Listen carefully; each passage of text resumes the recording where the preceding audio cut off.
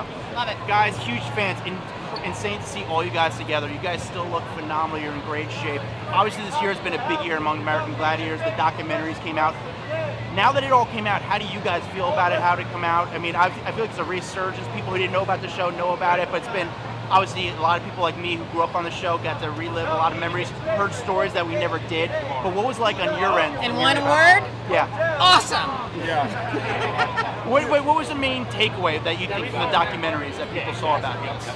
Well, we really wanted people, number one, to remember that time when they were young kids and they were running around, or maybe the Gladiators was a special time or thing they watched with their brother or their sister or their parents. So we were so welcome and happy that we got to come back and tell that story. And what was that for you guys? And I, for one, having the family back together, we worked so close for so many years, and just to do the documentary with our Gladiator family, and now we're all back looking. It's awesome. Honestly, and you know what's also great is we've had so many people slide into our DMs on different social media things. I learned a new term, but slide into our DMs, and we really got to see, what Effect Laser, Zap, Ice, myself had on people's childhoods, and it's just interesting and been fantastic to know.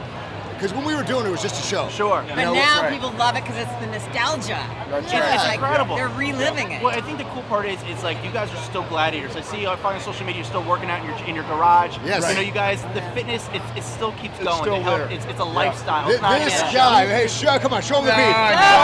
Show him the beef, Laser. All right, I'll show you mine. Look at that. Look at that. Laser, show him the beef. Now show you yours. Laser, show him the beef. Woohoo! Now look at Laser. This guy's Come on, 61 years Give us old. one. Give us one. Wait. 61 years old. Look at this guy. 61, Show him the beef. 61 years young.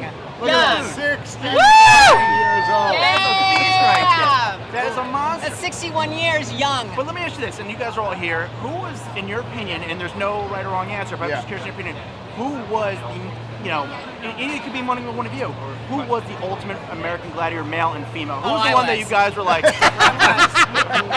Laser was. That's right. Nitro Nitro, see? We all were. We all were But the number contestants, one. I was surprised. There were some that I'm sure there were like, some studs. There were some studs where these guys, just size-wise, they may not look like a monster or a WWE wrestler. Well, you know who I think was epitome of American Gladiators contenders was a guy named Billy Worth.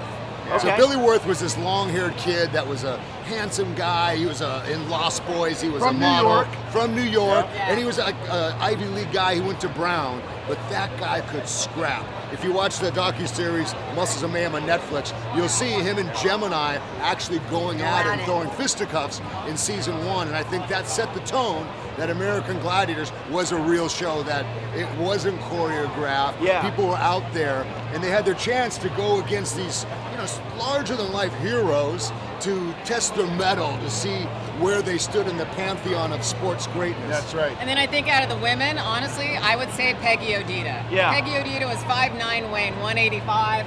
And we're not 5'9", 185. She was the ultimate female contender. I'm 5'9". I mean, she was a stud.